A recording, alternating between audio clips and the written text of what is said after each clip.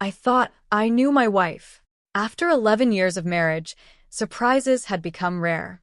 Emily and I had settled into a routine that felt as predictable as sunrise. Every weekday followed the same pattern. I left for work before 8. She ran her online business from home. We ate dinner together, watched something on television, and went to bed. Comfortable, familiar, safe. At least that's what I thought. 2 weeks before our anniversary, Emily started behaving differently. Not suspiciously, strategically. Every time I entered a room, she quickly minimized whatever she was working on. Packages began arriving almost daily. Some were small. Others were large enough that I had to help carry them inside. Whenever I asked what was in them, she gave the exact same answer. "You'll find out soon." At first, I ignored it. Then my curiosity started growing. One evening, I came home earlier than expected and found 3 unopened boxes stacked near the staircase. Before I could read the labels, Emily suddenly appeared from the kitchen. "Don't." I froze. "Don't what?" She walked over and physically turned me away from the boxes. "Don't look." Now I definitely want to look. "Exactly why you can't." I laughed. "What are you planning?" She smiled. "A surprise." That answer explains nothing. It's not supposed to. Over the next several days, things became even stranger. Emily started asking unusual questions. Questions she had never asked before. "If you could change one thing about your life, what would it be?" What kind of question is that? A normal one? No, it isn't. She ignored me. "What would you change?" I shrugged. "I don't know." She studied me carefully. That answer seemed to disappoint her.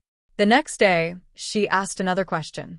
"When was the last time you did something completely outside your comfort zone?" I nearly laughed. "Probably college." That's a terrible answer. "Why?" "Because college was 15 years ago." She had a point. Still, I couldn't understand where these conversations were leading. Then our anniversary arrived. I woke up expecting a quiet dinner.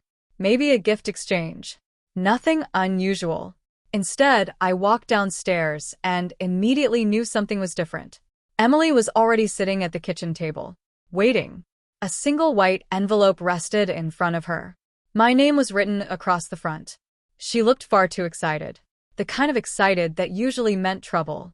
"Good morning," she said. "What did you do?" Her smile widened. "Open the envelope." I picked it up cautiously. Inside was a folded card. The front read, "Anniversary Project." I frowned. "Project. Keep reading." I opened the card. The first sentence immediately caught my attention.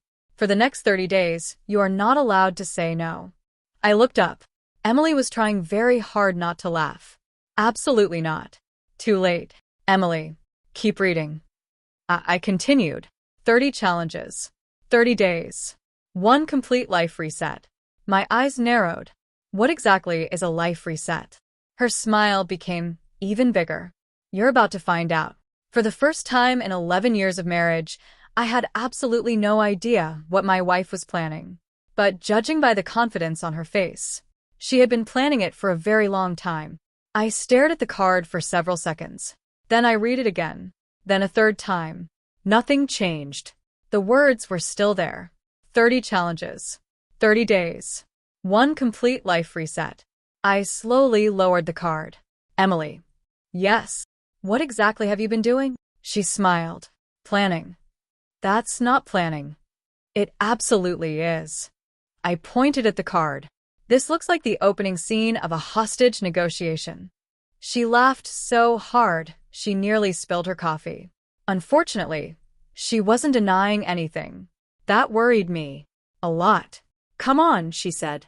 "Where?" "Project headquarters." I immediately regretted asking. Emily stood and walked toward the stairs.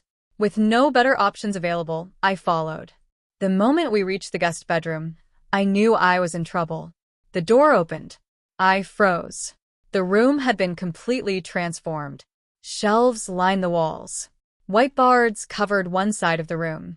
Sticky notes filled entire sections. A large calendar occupied the center wall. And sitting on a long table were 30 numbered folders. 30. Exactly 30. My jaw dropped. "Emily, She looked proud. Very proud. Welcome to the project. I slowly walked toward the table. Each folder had a number written across the front. All the way to 30. This wasn't a spontaneous anniversary gift. This was a military operation. How long have you been working on this? Emily hesitated. That hesitation alone terrified me. Emily. A few months. How many months? She looked away. 6. I nearly dropped folder 1. 6 months. Maybe 7. I stared at her. She stared back. Neither of us spoke. Finally, I pointed toward the wall. You built a command center. It's organized. It's terrifying. It's efficient. It's terrifyingly efficient. She seemed pleased by that description. That wasn't encouraging. I walked around the room, examining everything. The calendar was filled with notes. The folders contained schedules, checklists, instructions, ideas, goals. Everything had been carefully planned. Every single day. I opened folder 1. Inside were several pages. Not one page. Several. There's homework. It's not homework. Then why are there worksheets? They're reflection exercises. I looked at her.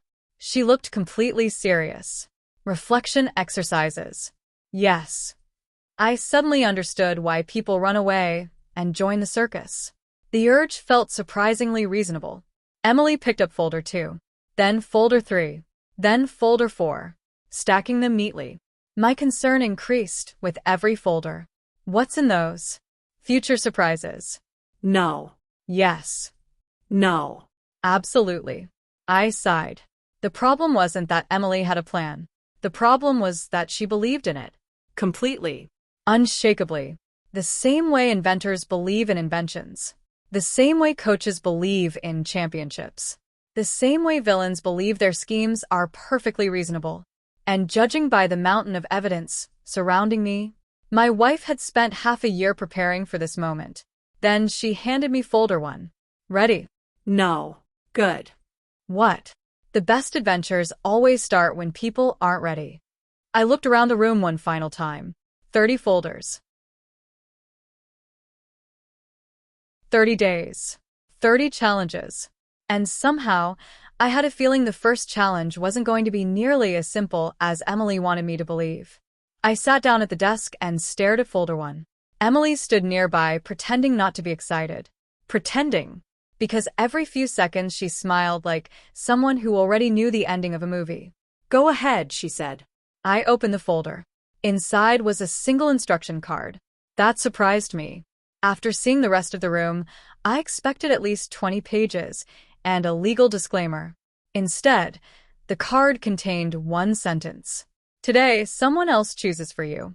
I looked up. What does that mean? Emily folded her arms. It means exactly what it says. That explains absolutely nothing. It means you've spent years making every decision the same way. I frowned. What kind of decisions? The safe ones. I rolled my eyes. Here we go. Emily walked over to the whiteboard. Written across the top was a question. When was the last time you tried something new? I hated that question. Mostly because I didn't have a good answer. Emily noticed my silence. See, I don't like where this conversation is going. That's because it's honest.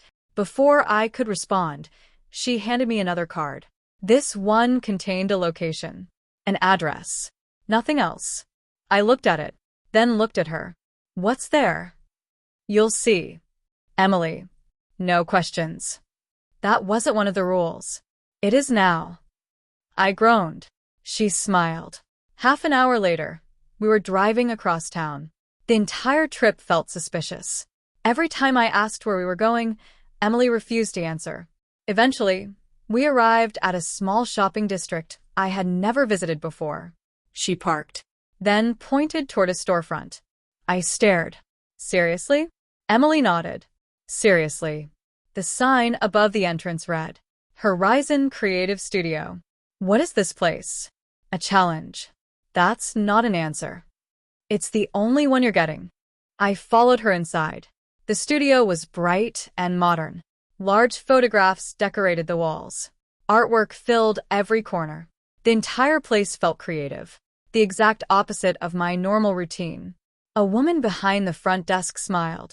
David. I froze. How do you know my name? Emily suddenly became very interested in the ceiling. The receptionist laughed. We've been expecting you. My stomach dropped. I turned toward my wife. How long have you been planning this? She avoided eye contact. That was all the answer I needed. A man emerged from a nearby room and introduced himself as Ryan. He shook my hand. We're excited to work with you. Work with me? I had never met these people. Yet somehow they all seemed familiar with the plan. A very uncomfortable realization hit me. Emily hadn't simply prepared challenges. She had recruited people. Actual people. Professionals. Accomplices. The conspiracy was growing. Ryan led us into a spacious room. Large boards covered the walls. Each board contained photographs. Travel destinations. Business ideas. Creative projects. Personal goals. Dreams. What's all this? I asked. Ryan smiled. A vision workshop. I immediately looked at Emily. You tricked me into attending a workshop? It sounds better when you say it with enthusiasm. There is no enthusiasm. She laughed. Ryan didn't seem bothered. Instead, he handed me a notebook. Today's challenge is simple. I didn't trust the word simple anymore. Write down 10 things you've always wanted to do. I stared at the blank page, then stared at him, then at Emily. 10 things? I honestly couldn't remember the last time I thought about what I wanted. Not responsibilities, not bills, not obligations. What I wanted. The realization was uncomfortable. And judging by Emily's expression, that was exactly the point. For the first time, I began to understand what this project was really about. It wasn't changing who I was. It was forcing me to remember who I used to be. And somehow, that felt a lot harder. I sat down at the desk and stared at folder 1. Emily stood nearby, pretending not to be excited. Pretending. Because every few seconds she smiled like someone who already knew the ending of a movie. Go ahead, she said. I opened the folder. Inside was a single instruction card. That surprised me. After seeing the rest of the room, I expected at least 20 pages and a legal disclaimer. Instead, the card contained one sentence. Today, someone else chooses for you. I looked up. What does that mean? Emily folded her arms. It means exactly what it says. That explains absolutely nothing. It means you've spent years making every decision the same way. I frowned. What kind of decisions? The safe ones. I rolled my eyes. Here we go. Emily walked over to the whiteboard. Written across the top was a question. When was the last time you tried something new? I hated that question. Mostly because I didn't have a good answer. Emily noticed my silence. See, I don't like where this conversation is going. That's because it's honest. Before I could respond, she handed me another card. This one contained a location, an address, nothing else. I looked at it, then looked at her. What's there? You'll see. Emily. No questions. That wasn't one of the rules. It is now. I groaned. She smiled. Half an hour later, we were driving across town. The entire trip felt suspicious. Every time I asked where we were going, Emily refused to answer. Eventually, we arrived at a small shopping district I had never visited before. She parked, then pointed toward a storefront. I stared. Seriously? Emily nodded. Seriously. The sign above the entrance read, Horizon Creative Studio. What is this place? A challenge. That's not an answer. It's the only one you're getting. I followed her inside. The studio was bright and modern. Large photographs decorated the walls. Artwork filled every corner. The entire place felt creative. The exact opposite of my normal routine. A woman behind the front desk smiled. David. I froze. How do you know my name? Emily suddenly became very interested in the ceiling. The receptionist laughed. We've been expecting you. My stomach dropped. I turned toward my wife. How long have you been planning this? She avoided eye contact. That was all the answer I needed. A man emerged from a nearby room and introduced himself as Ryan. He shook my hand. We're excited to work with you. Work with me? I had never met these people. Yet somehow they all seemed familiar with the plan. A very uncomfortable realization hit me. Emily hadn't simply prepared challenges. She had recruited people. Actual people. Professionals. Accomplices. The conspiracy was growing.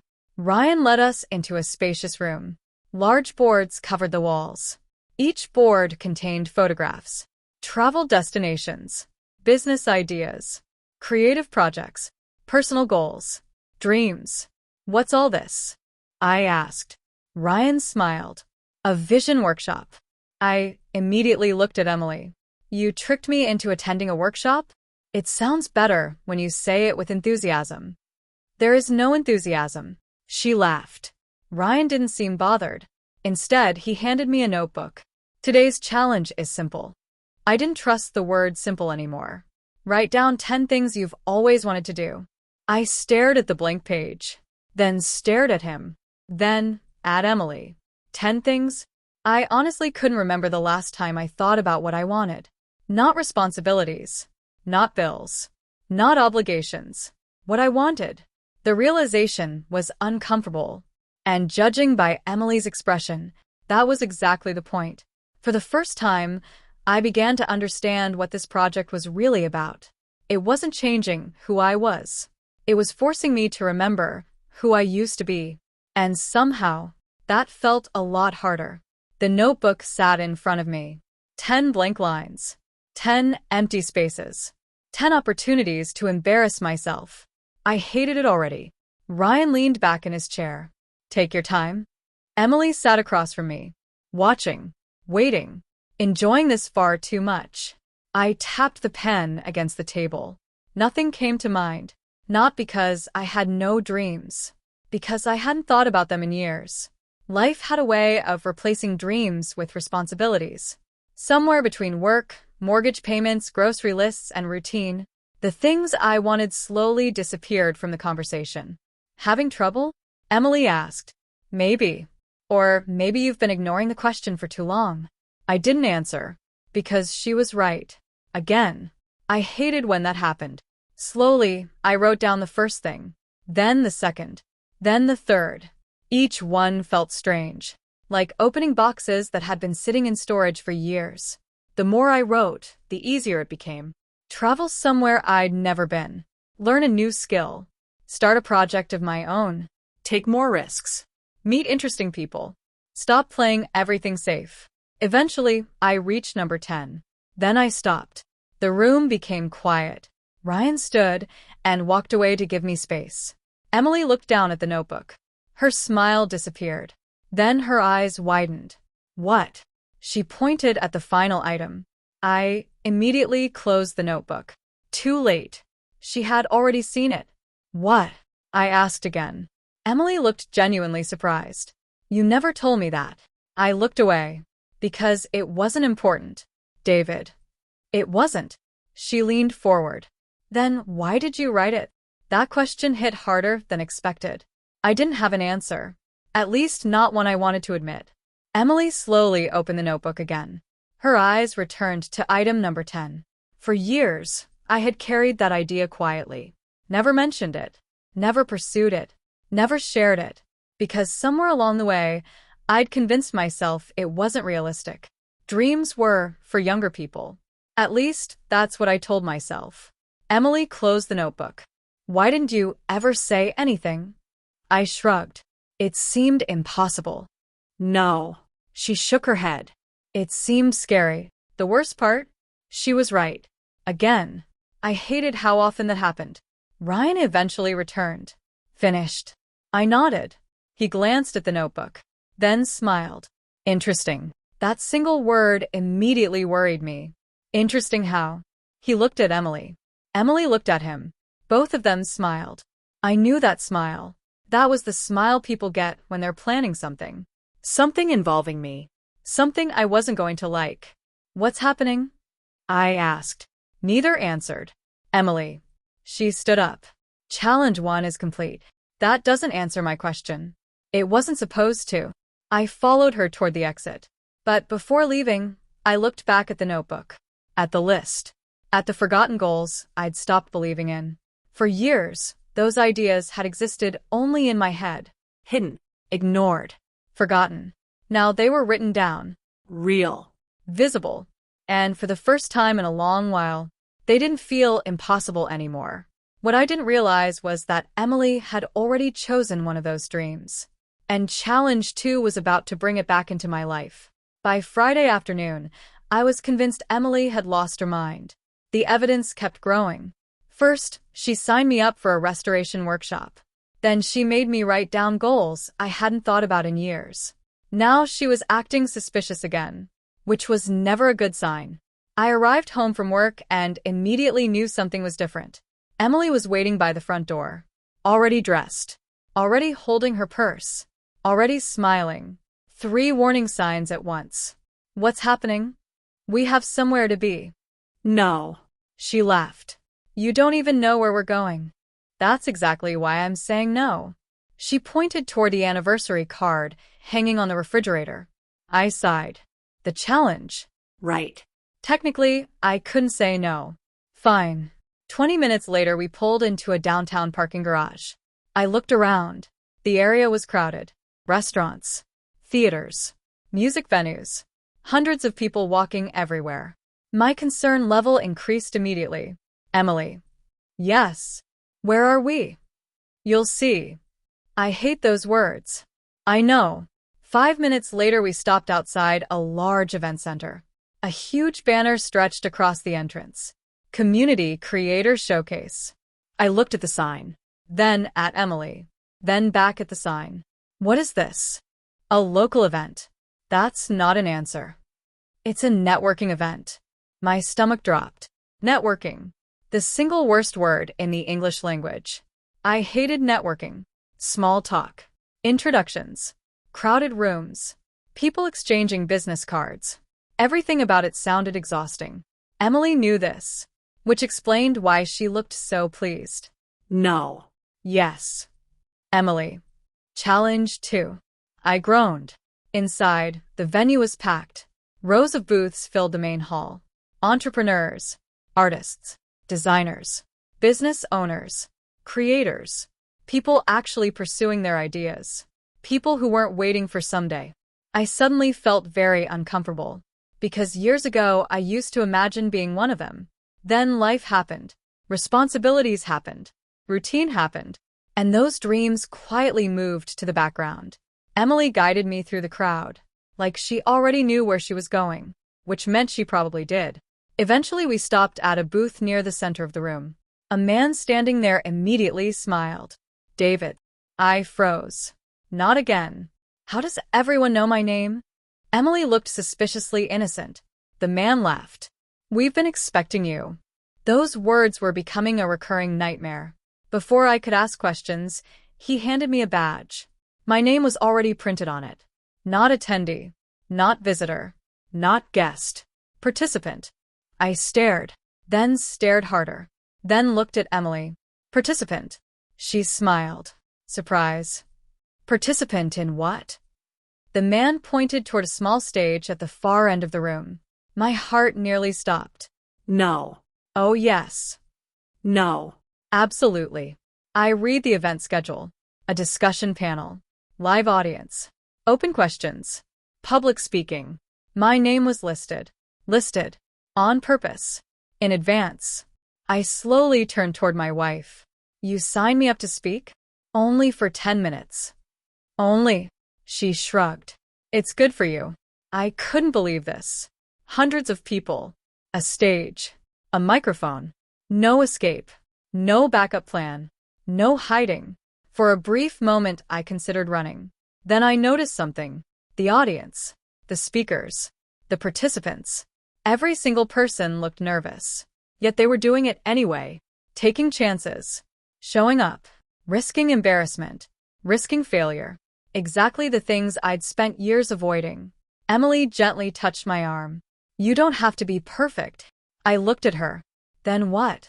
She smiled. You just have to show up. For some reason, those words hit harder than anything she'd said all week. Because maybe that was the real challenge. Not succeeding. Not impressing anyone. Just showing up. 5 minutes later, My name was called. The crowd applauded. My legs felt like concrete. My heart was racing. And as I walked toward the stage, I realized something. There was no backing out now. And somehow, that was exactly what Emily had planned. The applause sounded distant, like it was happening in another building, another city, maybe another planet. Because at that moment, all I could hear was my heartbeat. Fast. Loud. Relentless. I walked toward the stage, while every survival instinct I possessed suggested turning around. Unfortunately, hundreds of people were watching. Running away would have been memorable for all the wrong reasons. The moderator greeted me with a smile. Glad you could join us. I wasn't. Not even slightly. The audience laughed when I admitted that into the microphone. Unexpectedly, I got a laugh. A real one. Not a pity laugh. Not an awkward laugh. A genuine laugh. For some reason, that helped. A little. I sat down beside 3 other participants. All of them looked confident, successful, comfortable, the kind of people who belonged on stages. I definitely did not. The moderator started with simple questions. How long had we been pursuing our goals? What inspired us? What challenges had we faced? One by one, everyone answered. Then my turn arrived. I gripped the microphone. Honestly, the moderator nodded. I almost didn't come. The audience laughed again. I continued. Actually, that's not true. My wife wouldn't let me. This time the laughter was even louder. I glanced toward the crowd. Emily was sitting near the front, smiling. Of course she was. The moderator grinned. So, why are you here? Good question. A question I hadn't fully answered myself. I looked down for a moment. Then something unexpected happened. Instead of giving a polished answer, I told the truth. I spent years waiting. The room became quieter. I kept telling myself I'd start later. A few heads nodded. I'd try something new later. More nodding. I'd take risks later. The room was completely silent now. Then one day, I realized later had turned into years. Nobody laughed. Nobody checked their phones. Nobody looked distracted. They were listening. Actually listening. And suddenly I forgot about being nervous. Because for the first time, this wasn't about public speaking. It wasn't about performing. It was about honesty. I told them about routine. About getting comfortable. About convincing myself certain dreams were unrealistic. I even mentioned the list. The notebook. The goals I'd forgotten. Everything. When I finally stopped speaking, the room remained silent. For 1 second. 2 seconds. 3. Then someone started clapping. Another joined. Then another. Then another. Until the entire room erupted into applause. Louder than before. Much louder. I sat there stunned. The moderator leaned closer. You know why they're clapping? I shook my head. He smiled. Because they thought they were the only ones who felt that way. The answer hit harder than expected. Maybe everyone was struggling with something. Maybe everyone had goals they'd postponed. Maybe everyone was waiting for the perfect moment. A moment that never arrived. The moderator asked one final question. If you could give the audience one piece of advice, what would it be? I thought about Emily, the folders, the project, everything she'd done over the last week. Then I smiled. Start before you're ready. The room applauded again. Even louder this time. When the session finally ended, dozens of people approached me.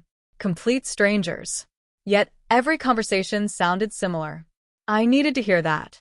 That reminded me of myself. Thank you for saying it. By the time we reached the parking garage, I was exhausted. But it was a different kind of exhaustion. The kind that comes from doing something meaningful. Emily unlocked the car.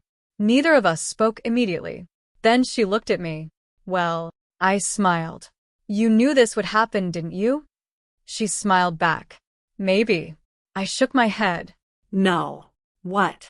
You definitely knew. Her laugh echoed through the garage. And as we drove home, I realized something surprising. For the first time in years, I was actually looking forward to tomorrow. Monday morning started quietly. Too quietly. After everything that had happened during the past week, I should have known peace wouldn't last long. Emily was working in her office. I was making coffee. For once, nothing seemed suspicious. Then the doorbell rang. And everything changed. I walked to the front door expecting another delivery for Emily. The woman practically lived online. Packages arrived so often that delivery drivers knew us by name. But this box was different. Much different. The shipping label had my name on it. Not Emily's. Mine. I frowned. That alone was unusual. I couldn't remember the last time I ordered anything. Carrying the package into the kitchen, I examined it carefully. There was no company logo. No return address. No explanation. Just my name. And a small note taped to the top. Open immediately. That couldn't be good. Emily appeared in the doorway seconds later. Far too quickly. Almost as if she'd been waiting. My eyes narrowed. Did you know about this? She smiled, which was not a denial. Maybe. Emily. Open it. I sighed. Then grabbed a pair of scissors. The tape came off easily. The cardboard flaps opened. Inside sat another box. Wooden. Old-fashioned. Beautifully crafted. The kind of box that looked important. My curiosity immediately took over. Carefully, I lifted the lid. And froze. For several seconds, I couldn't speak. Couldn't move. Couldn't think. Inside was a model car. Not just any model. A perfect replica of a 1967 Mustang. My favorite car. The same car I'd spent years dreaming about restoring someday. The same dream I'd written in the notebook. The same dream I'd buried long ago. My fingers carefully touched the model. The craftsmanship was incredible. Every detail was perfect. Every line. Every curve. Every piece. Underneath it rested another envelope. Of course, there was another envelope. At this point, envelopes had become a lifestyle. I opened it. Inside was a single card. Dreams don't expire. That's all it said. 5 words. Yet somehow they hit harder than any speech. I looked up at Emily. Neither of us spoke. Because suddenly I understood. The car wasn't the gift. The message was. For years, I'd acted as though certain dreams had expiration dates. As though reaching a certain age meant giving up on them. As though opportunity belonged to younger people. Emily had spent months trying to prove the opposite. And she was succeeding. Slowly.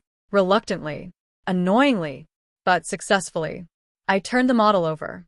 Something caught my eye. Attached to the underside was a small metal tag. I leaned closer. Then my heart nearly stopped. An address. A date. And a time. Nothing else. I immediately looked at Emily. What's this? She tried to hide her smile. Failed. Completely. Challenge 3. My stomach dropped. No. Oh yes. What is it? You'll find out Saturday. I stared at the tag again. The address wasn't familiar. Neither was the location. Which meant Emily was planning something. Again. The problem was that I no longer doubted her. Not after the workshop. Not after the stage. Not after the notebook. Somehow, every challenge had led somewhere meaningful. And judging by the excitement in her eyes, Saturday wasn't going to be ordinary. Not even close. Saturday arrived much faster than I expected. For the entire week, the metal tag sat on my desk. Every time I looked at it, I became more curious. And more suspicious. Mostly suspicious. Because after everything Emily had already done, I knew better than to expect something simple. At exactly 9 a.m., she tossed me a set of car keys. Ready? No. Perfect. That answer was becoming a pattern. An hour later, we were driving far outside the city. The buildings disappeared. Then the traffic disappeared. Eventually, even the suburbs disappeared. Only open roads remained. I checked the address again. Still no clue. Still no answers. Still no explanation from Emily. Finally, we turned onto a long gravel road. A large metal sign appeared ahead. I read it once. Then twice. Then a third time. Harrison Classic Restoration Center. My heart skipped a beat. I looked at Emily. She was smiling. Of course she was. No. Oh yes. No. She laughed. The same way she always laughed when she knew she'd won. And, unfortunately, she had. The The restoration center was enormous.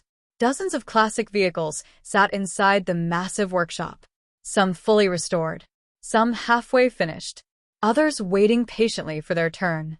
The moment I stepped through the doors, I felt something I hadn't felt in years. Excitement. Real excitement. The kind that makes you forget to check your phone. Forget the time. Forget everything else. A man in his 60s approached us. Grease stains covered his hands. A warm smile covered his face. "You must be David." I immediately looked at Emily. Again. "Why does everyone know my name?" She pretended not to hear me. The man laughed. "I'm Frank." We shook hands.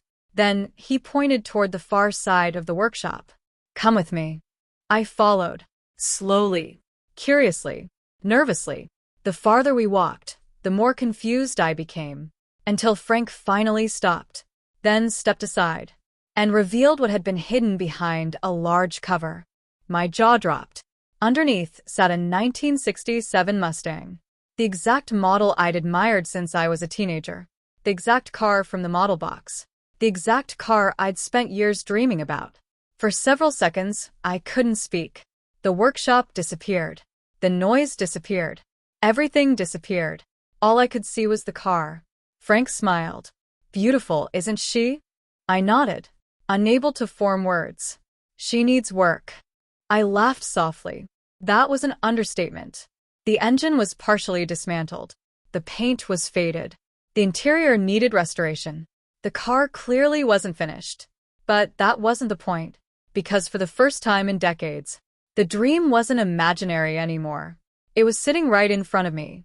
Real. Tangible. Possible. Then Frank handed me a folder. I opened it. Inside were workshop schedules, training sessions, project plans, restoration notes. My eyes widened. Slowly. Very slowly. I turned toward Emily. "You didn't." She smiled. "Oh, I absolutely did. You signed me up 6 months ago." I stared. 6 months. Maybe 7. I laughed. Actually laughed. Because at this point, that answer no longer surprised me. Emily had been building this project long before I'd ever seen the first folder. Frank crossed his arms. "Your wife told me something." I looked at him. "What?" He smiled. "She said you've spent years waiting for the perfect moment." I immediately knew where this was going. The perfect moment never comes. Frank nodded. Exactly. The workshop suddenly felt very quiet. Because deep down, I knew they were right. I'd spent years waiting for someday. Someday when I had more time, more money, more confidence, more certainty. But someday never arrived. And maybe it never would. Unless I started moving toward it myself. Emily walked beside me. "What do you think?" I looked at the Mustang. Then at the tools. Then at the plans. Then back at the Mustang. A dream that had once felt impossible was suddenly parked 10 feet away. Waiting. Not finished. Not perfect. But waiting. And for the first time in years, I wanted to begin. For the next several weeks, my Saturdays belonged to the Mustang. Every spare moment I had, I spent at Harrison Classic Restoration Center. Learning. Working. Making mistakes. Learning again. Frank turned out to be an incredible teacher. Patient. Experienced. Blunt when necessary. The kind of person who could listen to an engine for 10 seconds and immediately know what was wrong. I, on the other hand, still managed to drop tools on a regular basis. Frank found this hilarious. Emily found it even funnier. Yet despite the mistakes, something surprising happened. I started looking forward to every weekend. The project gave me something I hadn't realized I'd been missing. Progress. Real progress. Every bolt removed. Every part repaired. Every improvement visible. Unlike most adult responsibilities, the Mustang didn't hide results. The work mattered. And I could see it. One Saturday morning, about 6 weeks into the project, Frank handed me a flashlight. "We're checking the rear compartment today." I nodded, then followed him. The interior had already been partially removed. Seats. Panels. Carpet. Most of it was gone. The restoration was finally reaching deeper sections of the vehicle. I crawled into the back and began inspecting the metal frame. At first, everything looked normal. Dust. Old hardware. Years of wear. Nothing unusual. Then my flashlight caught something strange. A narrow gap behind one of the interior panels. I frowned. Frank. What? Is this supposed to be here? He leaned closer. Probably not. That got my attention. Carefully, I reached inside. My fingers touched something solid. Small. Rectangular. Wrapped in old fabric. For a moment, neither of us spoke. Then I slowly pulled it free. The object was covered in dust. Years of dust. Maybe decades. Frank looked surprised. Well, what is it? No idea. We carefully removed the cloth. Underneath sat a small metal box. Old. Scratched. Locked. My heart immediately sped up, because suddenly this wasn't just a restoration project anymore. This was a mystery. Frank called several workers over. Within minutes, everyone was gathered around the workbench, including Emily, who arrived just in time to witness the excitement. What happened? She asked. I pointed at the box. Her eyes widened. Where did that come from? The car. For the first time since this entire project began, Emily looked genuinely surprised. That alone made the discovery interesting. Frank examined the lock. It's ancient. Can we open it? He smiled. Oh, we're opening it. 10 minutes later, the lock finally gave way. The room fell silent. Nobody moved. Nobody spoke. Slowly, Frank lifted the lid. Inside were several items. A stack of old photographs, a folded letter, and a worn leather journal. The photographs appeared first. Black and white images. A young man, a young woman, the same Mustang, brand new, fresh from the factory. The pictures looked decades old, like snapshots from another lifetime. Then Frank unfolded the letter. His expression immediately changed. What is it? I asked. He looked at me, then at the letter, then back at me. You need to read this yourself. The room became quiet, very quiet. Slowly, I accepted the letter. The paper felt fragile, old, important. The first line immediately caught my attention. To whoever finds this car, a strange feeling settled in my stomach. Because somehow, I knew this wasn't going to be an ordinary letter. And judging by the look on Frank's face, neither did he. The workshop had gone completely silent. Everyone stood around the workbench, waiting, watching. Even Frank looked unusually serious. I carefully unfolded the letter. The paper crackled softly. Time had faded the ink, but the words were still readable. At the top was a date. May 14th, 1972. More than 50 years ago. I swallowed. Then started reading. To whoever finds this car. If you're reading this, it means someone finally took this Mustang apart far enough to discover what I left behind. First of all, congratulations. You are probably far more patient than I ever was. A few people chuckled. The tension eased slightly. I continued. My name is Thomas Walker. I bought this car when I was 22 years old. At the time, I believed I had my entire life figured out. I was wrong. The room became quiet again. Very quiet. I kept reading. When I bought this car, I had dreams. Big dreams. I wanted to start my own business. Travel the country. Build something meaningful. Leave behind a story worth remembering. Instead, I spent years waiting for the perfect time. Waiting until I had enough money. Enough confidence. Enough certainty. The words hit me immediately. Like a punch. Because they sounded familiar. Too familiar. I continued. Years passed faster than I expected. 1 year became 5. 5 became 10. Then one day I looked around and realized I had spent more time preparing for life than actually living it. Nobody moved. Nobody spoke. The only sound was my voice. The letter continued. If you're reading this, I hope you're different than I was.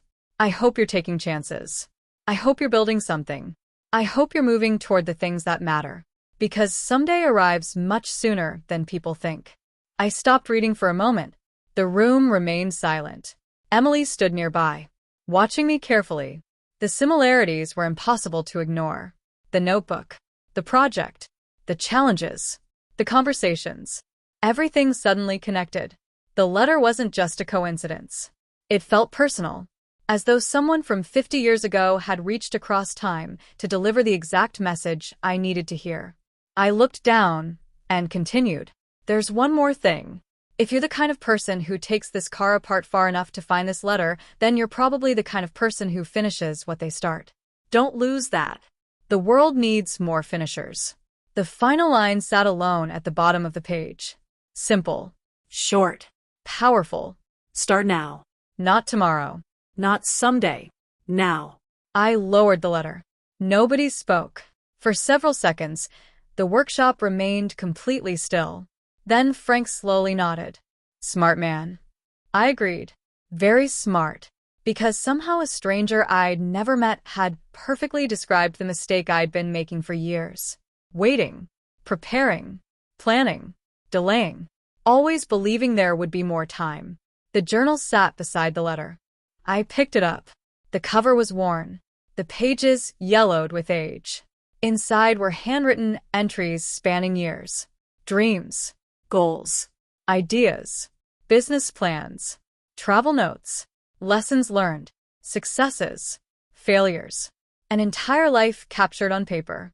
And as I flipped through the pages, I noticed something incredible. Thomas hadn't given up. Eventually he had started. Late. But he started. He launched the business. Took the trips. Built the things he dreamed about. Not perfectly. Not easily. But he did them. A smile slowly appeared on my face. Because maybe that was the lesson. Not that it was too late. Not that I'd missed my chance. But that there was still time. If I stopped waiting. Emily walked over. What are you thinking? I looked at the journal. Then at the Mustang.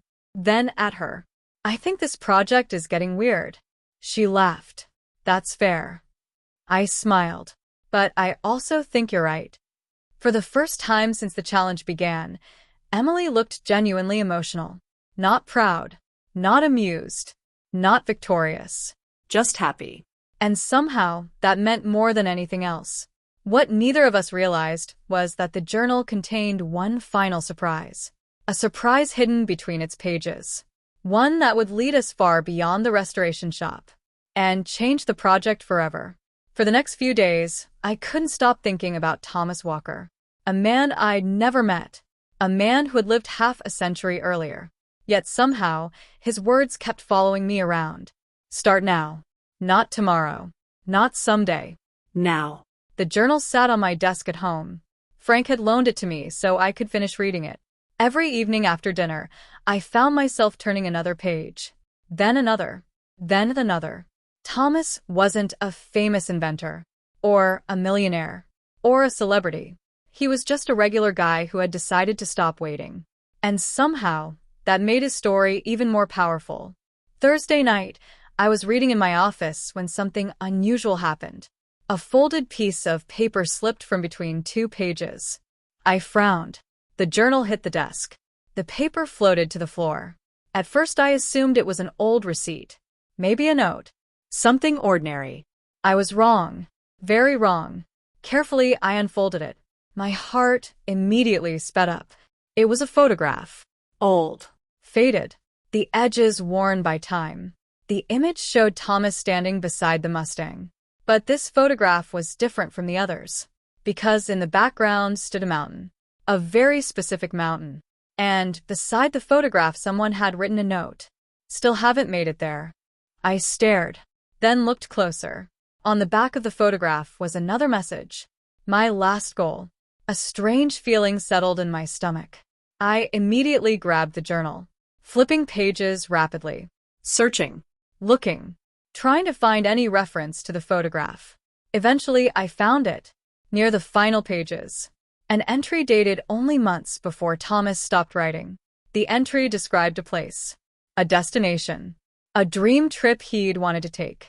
A location he'd planned to visit for years. Yet according to the journal, he never made it. I kept reading. Then something else fell from between the pages. This time it wasn't a photograph. It was a map. An actual map.